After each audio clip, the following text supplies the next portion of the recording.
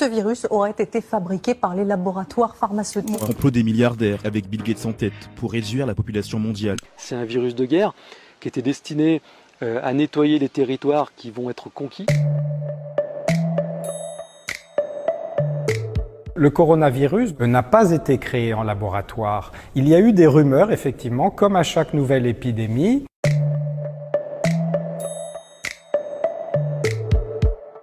Certaines personnes suspicieuses ou carrément paranoïaques imaginent la pire des théories conspirationnistes, mais là, on sait que ce n'est pas le cas. Il y a effectivement une étude scientifique qui a été déposée sur un site internet où les chercheurs peuvent mettre leurs résultats. Mais ces résultats ne sont pas validés. Ils n'ont pas été examinés par d'autres équipes. Et donc là, ça a été le cas. Une équipe de chercheurs a montré des homologies de séquences entre ce coronavirus et HIV. Mais en fait, ça n'a aucune signification. La séquence du virus, c'est une suite d'acides nucléiques de base. C'est 30 000 lettres différentes qui se suivent. Donc 30 000 lettres, ça fait à peu près 30 pages d'un livre, par exemple.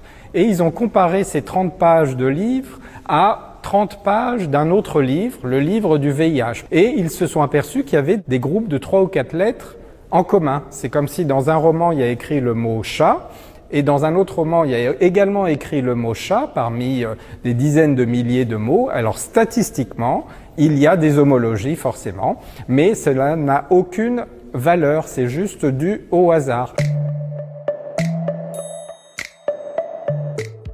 Pas du tout. Le papier a été rétracté par les auteurs de l'étude parce que dans ce site, il y a un dialogue qui s'instaure avec la communauté scientifique et il y a eu un avis majoritaire qui a montré justement que c'était complètement dû au hasard et que les séquences étaient trop petites pour suggérer une origine ou un mélange entre le VIH et le coronavirus.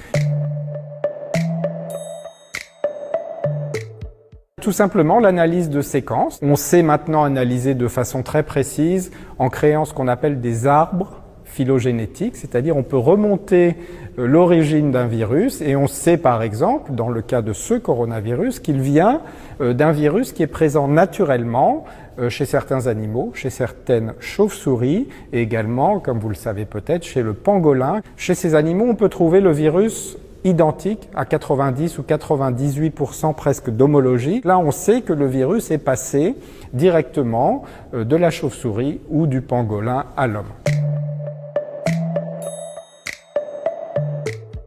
Dans la région de Wuhan, il n'y a pas de laboratoire secret. Il y a un laboratoire dit P4. Il y en a un en France aussi, par exemple. Ce P4, ça veut dire un certain niveau de sécurité. Et par exemple, en France ou à Wuhan, ces laboratoires servent à manipuler des virus type Ebola. C'est pour protéger les manipulateurs et la population, bien sûr. Non, la nature le fait très bien. La nature a mis des centaines, voire des milliers, voire des millions d'années. Je pense aux rétrovirus endogènes, par exemple, qui ont été même une forme rudimentaire de vie avant l'apparition de mammifères, certainement. Donc, en laboratoire, on peut faire des essais, mais on ne fera jamais aussi bien que la nature au cours de ces milliers, voire millions d'années.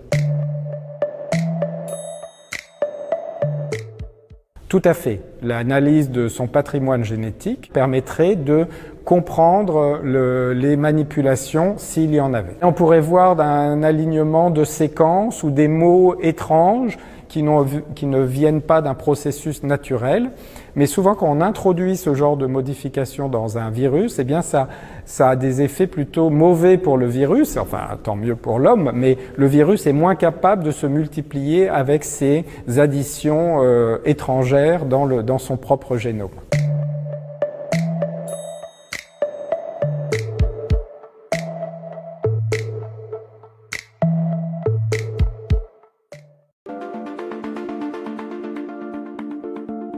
Oui, il produit des effets. On l'a vu en Chine, il y a des effets. Ils ont une diminution réelle du nombre de cas alors qu'ils étaient en situation épidémique extrêmement inquiétante. Ils ont eu des effets au bout d'1 mois et demi, 1 mois et 1 mois et demi de confinement. En fait, personne ne sait. On tâtonne, tout le monde tâtonne. Quand il y a des gens qui vous assurent que ça va durer 3 semaines, 1 mois et demi, ce sont des hypothèses. On peut penser, je dirais 15 jours, ça sera évidemment insuffisant. Peut-être qu'1 mois ou 1 mois et demi, c'est plus raisonnable. La durée d'incubation, c'est-à-dire le moment où vous rencontrez le virus, où il entre dans votre corps, et où vous allez commencer à être malade, c'est-à-dire présenter des signes, quand vous êtes malade, vous avez bien compris, ça varie de 2 à 12-13 jours. Ça, c'est la première partie de la maladie.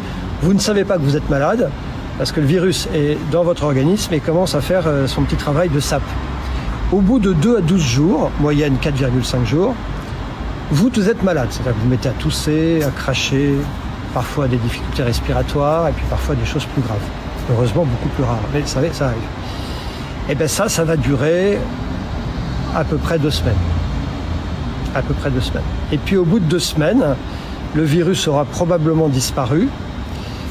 Mais comme on ne fait plus de tests pour savoir s'il a disparu ou pas, je ne sais pas bien vous répondre. Donc il faut compter, on va dire 3 semaines au total, 3 à 4 semaines au total, puisque si vous avez une incubation de 12 jours et une maladie effective de 14, ça vous fait 1 mois. Dans l'air, il y a quelques arguments, des gens qui pensent qu'il peut y avoir ce qu'on appelle une aérosolisation du virus. Il peut se balader. Donc de l'importance chez vous d'aérer les pièces. Il faut aérer les pièces. Et c'est une des raisons qui fait que le risque de contamination est particulièrement grand quand vous êtes plusieurs dans une pièce fermée. C'est d'ailleurs là qu'on a vu les taux de contamination les plus importants. Quand vous vous concentrez sur les situations de zones closes, c'est-à-dire des pièces, des églises, des réunions de famille, on a des taux d'attaque qui sont jusqu'à 35%. C'est-à-dire vous déjeunez, vous dînez avec vos copains, vous êtes dans une salle fermée, eh bien une personne malade, même s'il ne le sait pas, peut contaminer 35% de la pièce. Le virus, il ne meurt pas tout de suite. Combien de temps? Ça, il y a une querelle de virologues, je n'entrerai pas dedans, mais il n'est pas impossible que le virus, pendant plusieurs heures, reste sur la table sur laquelle vous avez posé vos grosses mains sales de patients infectés. C'est pour ça qu'il faut se laver les mains, sans arrêt. Vous savez, tous les jours, on dit qu'il y a X cas de coronavirus. En réalité, c'est un chiffre qui est purement indicatif, mais qui est faux. C'est la partie émergée de l'iceberg. Parce que, pour 2 raisons. D'abord, on ne teste pas tout le monde. Et la deuxième raison, c'est que la moitié des patients sont asymptomatiques. C'est entre 1 et 3%, mais ça ne veut pas dire grand-chose parce qu'un taux de mortalité, c'est un nombre de morts, on l'identifie bien là cette fois-ci, divisé par un nombre de cas. Mais comme je vous l'ai expliqué tout à l'heure, le vrai nombre de cas, on ne connaît pas.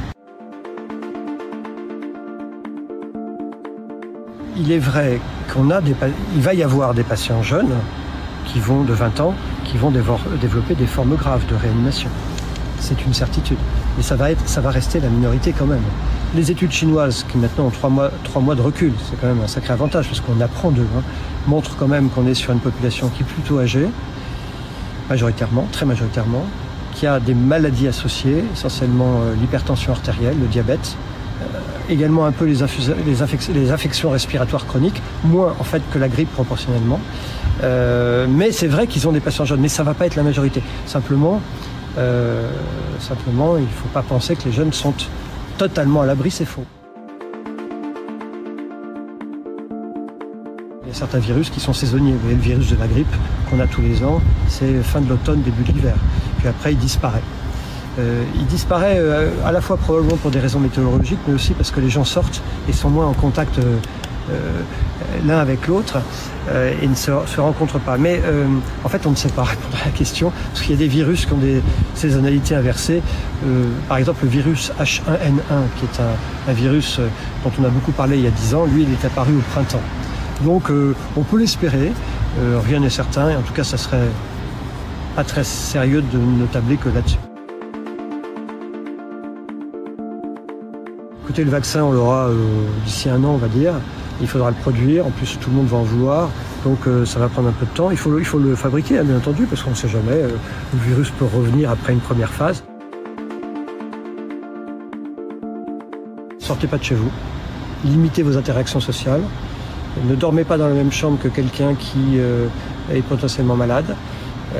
Prenez des nouvelles de vos parents et de vos grands-parents par téléphone. N'allez pas les voir pour les contaminer, mais ne les laissez pas seuls, parce qu'il ne faudrait pas que cette affaire fasse qu'on retrouve des gens âgés qui sont morts tout seuls parce que personne s'en est occupé chez eux. Aidez-nous à ne pas désorganiser le système, c'est-à-dire que quand vous avez un petit problème de santé microscopique, eh bien pour une fois, vous n'allez pas venir aux urgences nous encombrer. Vous allez consulter votre médecin, votre pharmacien, demander conseil à votre infirmière, mais essayez d'épargner les hôpitaux et les services d'urgence. N'écoutez pas les fausses nouvelles, ne les véhiculez pas, les faux traitements qui circulent, enfin on lit tout, ça sert à rien. Essayez de tenir, parce que en fait, si la vague arrive, le vrai sujet, c'est pas le nombre de patients. En fait, on est un pays, on a de la ressource. C'est le nombre de patients en même temps. Comprenez que si, par exemple, nous sommes à l'hôpital Pompidou là, ce matin, pendant l'heure qui vient, j'ai 100 personnes qui arrivent, on va être submergé. En revanche, si ces 100 personnes arrivent réparties sur 2 mois, eh bien moi je saurais les prendre en charge sereinement et parfaitement bien. Donc tout le sujet il est là, il faut étaler la vague.